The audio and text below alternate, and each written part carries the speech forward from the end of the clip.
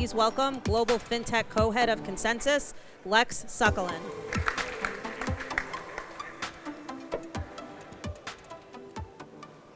Hi, everybody. Thank you for having me. I was thinking about this time slot. It's a really interesting time slot, right? Like, I'm going right after Vitalik, and I'm going right before Libra. So it's sort of like when you're binge watching The Crown on Netflix, and you're just going and going and going, and then in the middle of the episodes, there's like an advertisement from Netflix about the next show coming on.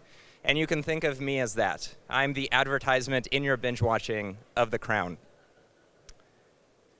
Okay, so the other surprise is that I have a lot of slides, and you're going to get educated, in a way, I hope, into what DeFi is doing, the context in which it is doing that, and then what ConsenSys is delivering around that promise and how we're powering the entrepreneurs and the financial institutions that are working on these problems.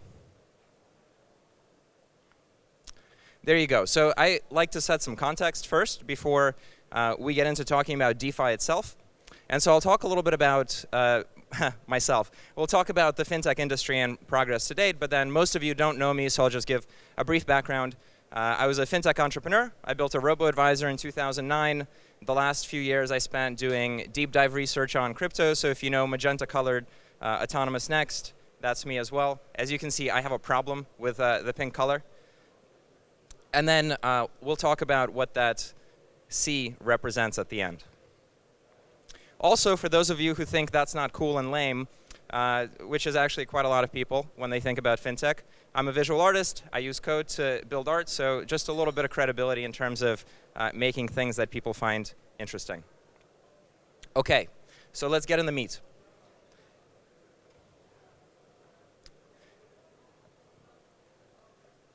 The other confession is that I'm a big fan of charts, and so you'll see that compulsion come through. So this is a really important chart. Do I have a laser pointer? I do not. Okay, so this is a really important chart. What you see in this one is financial services GDP. Financial services as a percentage of GDP. So if you think of any developed economy, you're going to get somewhere between 15 and 20% of that economy today represented through financial services. And that's happened over time. So we used to manufacture things. It used to be that we would make physical objects and write things down, and that would be our primary economic activity. And over time, of course, that has shifted. So in your mind, set 20 to 30% of an economy is finance. And you can see the same thing happening on the other side, which is across the world in the developed countries.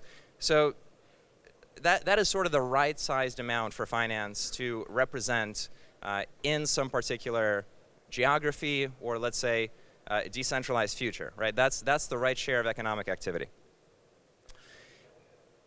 And this chart is actually, despite just being a bar chart, is super important. And what it shows you is how fintech has equilibrated over time to its fair share of the economy. The bars in the blue are private investment, so it's venture capital. There's been a shift from public to private, which you know, been sort of an exit from the public markets. You can see that with WeWork or Airbnb or Uber, any of those companies. Number two, the dark blue line that goes up, that is the share of fintech as percent of venture capital. So 5% going up to 15 is a massive shift, right? Going from sort of almost irrelevant in the 2000s to becoming just as important as any other part of the venture sector. So 17%. And then the other line on top is finance as percent of the public markets. So you can see kind of this convergence where the real finance innovation activity are the folks in this room. It's the entrepreneurs who are building companies. And we're finally on a track to get things done correctly. And this is essentially an amazing push and an amazing amount of capital that's flown into the space. And what's come out of that, on the other side, are essentially fintech vertical champions that are rebundling things across financial services. So you can imagine a neobank like a Revolut, which now offers trading, or N26, which offers investments, or Acorns, which offers PayPal and banking cards, or digital investors like Wealthfront and Betterment offering banking services. So you see a lot of fintech companies that have raised 250 million, 500 million, in the case of SoFi, $1 billion plus, going after this vertical approach and trying to rebundle all the services together into your app. So you're probably familiar with that. How many people have, let's say, 1 to 5 financial apps on their phone? Okay, we got like 80%. I don't know who doesn't have any. There's something wrong with you. Download some apps. Right now, just go. Okay, 5 to 10. 5 to 10 financial apps on your phone, about 20, 30%. 10 or more apps. Sir, you have a problem. You should stop downloading the apps. It's too many. You're trying them out. They're trying you out. Yeah, exactly. So there's about 6 seats on a phone for a financial app. And these guys are fighting for those 6 seats. And so are these guys. Right? The banks aren't standing still. They're doing the exact same thing. They're launching trading for free and banking for free, and they have free robo-advice, and they have free ETFs, and it's all coming together. Financial advisors sell banking products, insurance people sell wealth management products, and it's happening all at once. And that's not enough. Big tech companies are in the business too. You know, you used to hear this question, when are tech companies coming into financial services? And if you're still if you're still asking that question today, I mean, essentially you should be fired, because tech companies are in financial services. Amazon has dozens of financial products. Apple launched a credit card. We'll hear from Facebook. You know, so it's a world in which this competition is very, very powerful. And so the way to kind of think about it and unify this idea is to have a little bit of water.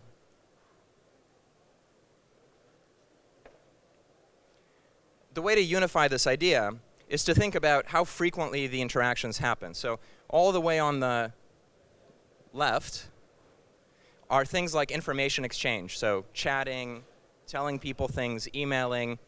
You know, if you're in Discord and playing Fortnite, there's value exchange when you're giving people instructions. And then it's very easy to go from that to payments, to money movement, right? So instead of giving people value and information, you give them value in denominated information or a currency. So you get into payments. And out of payments, you start getting into savings, because money at movement can rest. And out of money at rest, you get into borrowing and lending. And then over time, investing. And you start thinking about the longer time horizon. You start thinking about not how can I trade to win in a week, but how do I save for my retirement or for my kids' college, right? And so you move out that horizon, and then finally you get to things like life insurance, right? Once in a lifetime decisions. And so there's more capital on this side, and there's more activity on the other side. And you can't see the screenshots of the apps, but this was really kind of just even illuminating for me in that they all interlock. So in Messenger, you can chat and move money. In Square Cash, you can move money, but you can also save and trade. And I think they're working on a robo-advisor as well. Revolut, you can move money and save and trade. Wealthfront, you can start getting into margin lending. And an incumbent like Aviva, you can get investments and insurance, and they all overlap in their features. And of course, you see this now in DeFi, right? These primitives are starting being built around this progression. Of course, if you're looking from companies in the East, everything I've described is boring and obvious, because they've already leapfrogged that stage of development. And so what's happened in the East, in China, in India, is that you're taking these functionalities and you're embedding them not into some fintech app, but into a super app, which has payments and banking and lending and insurance and investments, and it also has the ability to order toilet paper and watch movies and have your social behaviors tracked and submitted to the government. And that's an important feature of any financial services institution. Thank you. I got one. I would expect sort of like a nervous chuckle, but an escaped laugh will be acceptable to me as well. It's sort of like if you aggregate the nervous chuckles, that's what you get. Okay, so the point is, this is the direction of travel. And these things have not 1 million users, not 20 million users, but 800 million users. So if you package up N26 20 times, you take 20 N26s and betterments and wealth fronts, You put them together, you'll get to the size of one of these screens. So why am I going on and on about things that we're not here to talk about? The reason is it's context. And there's been a missing component in fintech, and that missing component is essentially, and I certainly feel it, and maybe some of you do, that not enough work has actually been done by this set of innovations. It doesn't feel like anything has changed. Goldman Sachs is still Goldman Sachs. JP Morgan is still JP Morgan. Barclays, Deutsche Bank, they're all big companies that still have most of the clients. So for me, the search is for the answer as to why. Why is that the case? There's been so much capital and so much innovation and so many interesting solutions. And the answer is really simple. I mean, it's really, I think, once you see it, you can't unsee it. It's the FedEx logo. I even have the arrows in my charts like the FedEx logo does. Okay. The answer for it is that most of fintech has been focusing on the distribution and the middle office of the industry. So what does that mean? People think that finance is special, that somehow because it's regulated or because people wear suits that it's fundamentally different, and it's not. There's product that gets made in a store, right? There's the smokestacks. Oh boy. Okay. I have not had enough coffee, as you can tell. The product gets made in a factory. So there's a smokestack factory that generates deposits with interest on them, or manufactures an investment fund, or underwrites insurance or a loan, right? There's an actual factory that makes the thing. And then you have the store, which is where people go and buy product. It's the same thing as if you were to buy Tylenol or sneakers. And it's the same kind of description I gave around the Asian fintech apps. And so the store has undergone this massive transformation. It's been digitized. And then some of the infrastructure around the manufacturing, the value chains have been digitized a little bit. But how you make the thing itself has not changed. You're democratizing access to existing financial product. You're increasing industry efficiencies, but you're not really changing something fundamental about how finance works. And you really need to, right? The disruptions that we have as sort of cliched examples of things changing fundamentally, the commonality between them is that the manufacturing of the thing itself in that industry, the price of that has gone to zero, right? So for Google, the manufacturing cost of making content became free. Yeah, you can distribute it and access it for free, for sure. But to write an article or to put up a site, to be creative, costs nothing, as opposed to being allowed to do so by the record labels or by a magazine. And so as websites proliferated, you can start to put gates on top of it, you can access it, and on the right you have digital advertising revenue, right? So today 40% of ad revenue, essentially content revenue, is digital. Same thing happened in music. To take one MP3, one music file, and make an incremental music file costs nothing, right? To manufacture the thing that gets distributed. And it had the same effect. And if you look today at the revenues of the industry, 50% of them are digital. But you couldn't do that until you've done something to the underlying infrastructure. And it's the same thing for transportation. So it took me a while to kind of figure this one out, but essentially it's the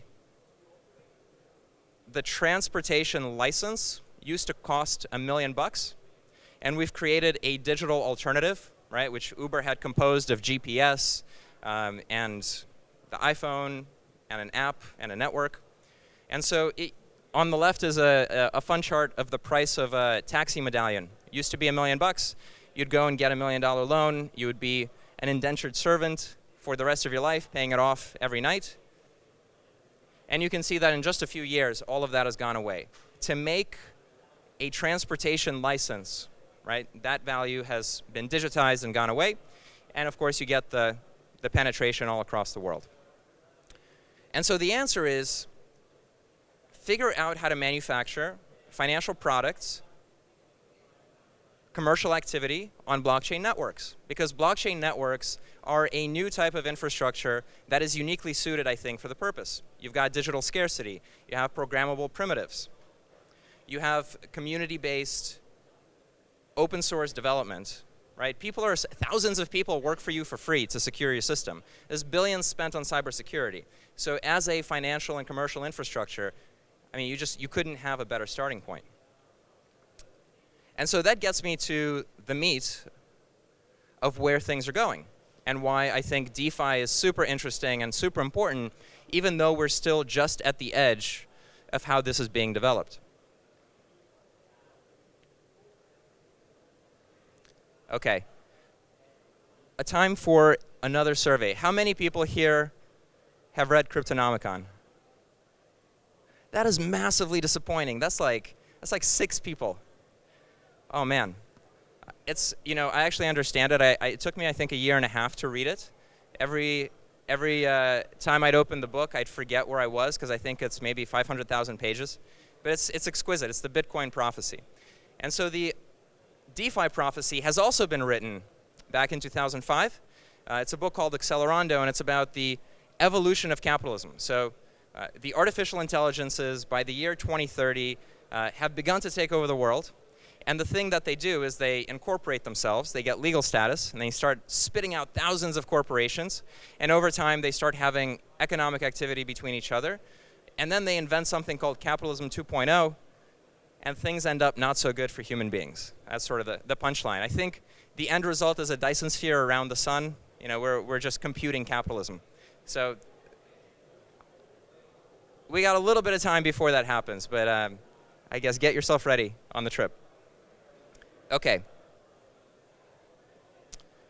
And the way this is going to happen is bottoms up.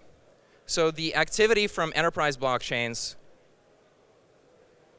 leads to activity in tokenization, STOs, leads to activity around software living inside of the actual tokens, rebalancing software, settlement software, underwriting software, and then you get to the world of DAOs and economic activity as I've described. So it's a gradual process that we're seeing all across the work that ConsenSys is doing. In our work with enterprises, in our work with young entrepreneurs, in our work helping people figure out how to launch tokenized real estate, tokenized securities, and things of that nature. I'm sure you've seen this chart.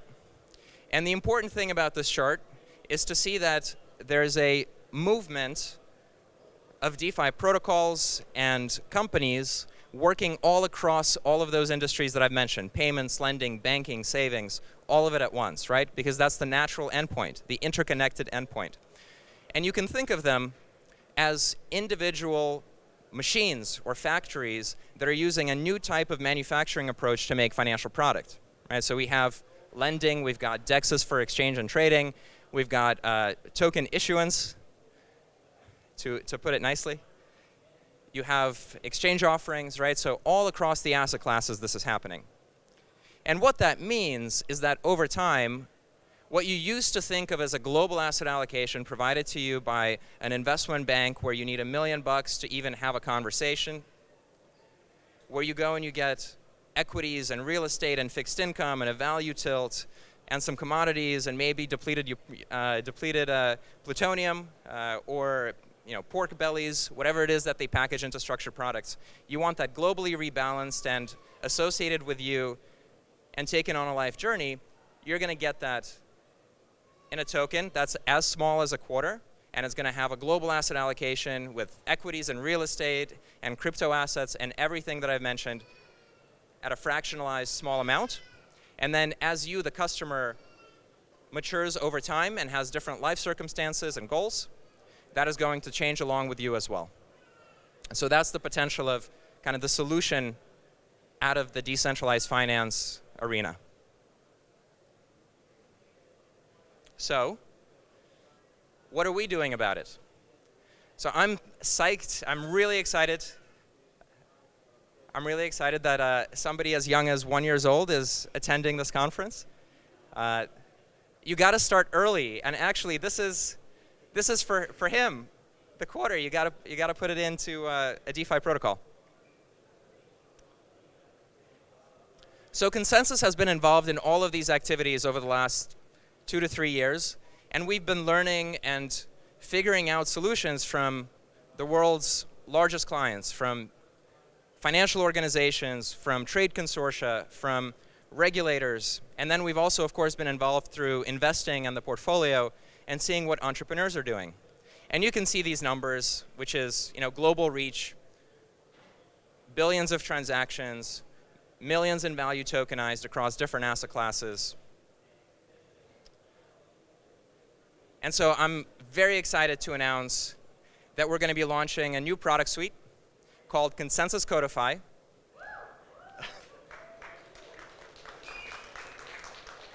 I didn't do it, it was all the team, but I appreciate the applause. So ConsenSys Codefi is the blockchain operating system for commerce and finance. And the goal of this product is to enable exactly the journey that we've described, which is to help institutions build on top of blockchains and emerging decentralized finance networks, and to be able to take these solutions to not thousands, not hundreds of thousands, not millions, but to the billions of people out there who can benefit from them today. And the only way we are going to do that is if we seriously consider what it looks like to make financial products on blockchains. And then if you look inside of Codefi, we've got 4 key areas of focus. So the first one is digital assets across equities, real estate, bonds. And so we're working with many clients that we'll talk about actually next week at Sibos. And our software helps them power deployments, and it helps them create user experiences that they can private label it, or they can just code on top of it. The next one is payments. So if you think about cash flows and programming how money moves around the crypto networks, this is the second bit. And again, we help people manage revenue, do subscriptions, think about how to create a payments processor in a crypto world. Number 3 is networks. So everything around utility tokens and utilizing DeFi protocols and how they come together. And we'll go into more detail around that. We have a super exciting initiative around an open project that, again, we'll announce next week. And number 4 is data. So data and analytics and transparency is incredibly important to get both consumer adoption as well as institutional comfort around blockchain networks. So we've got a great analytics suite. One of the things that you can do right now is one of our products in that is Helena. So if you go on Helena Network, I think we've got a live poll running, so you can start to check out some of our new branding on that site as well. And I'm going to leave you with this last thought, because I'm out of time and people are giving me the evil eye, which is appropriate because we've got 6 pairs of evil eyes on the slide. Thank you. I appreciate that. Okay. All right. So this is the future. Okay. No. Let's ask the following question, which is there's a lot of digital transformation happening in finance. And we have to figure out how we're going to work with the machines that power digital finance. And there are 3 types of institutions in my mind that can come out of the process. Number 1 is the fully artificial intelligence one. Everything is automated and it's built grounds up. So if you're thinking Google or the Ant Financials of the world, where everything is digital first, you've got the Terminator. Pretty good contender for how financial advisors will look like in the future. That's also a joke. It's acceptable to appreciate it. Number 2 is the RoboCop, right? So human at first, and then you take parts off, you lop them off, and you replace them with machines. So the digital transformation projects across the Goldman Sachs, JP Morgans, the large banks, they're all RoboCop, right? They're going to get there too.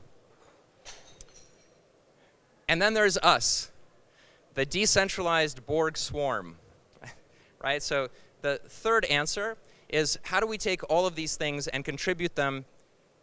Who knows the Borg? Personally, yeah? That's Locutus. That's Jean-Luc Picard on a really bad hair day. So number 3 is figuring out how to contribute all the different pieces into a collective whole. Anybody can opt in and out as much as they want.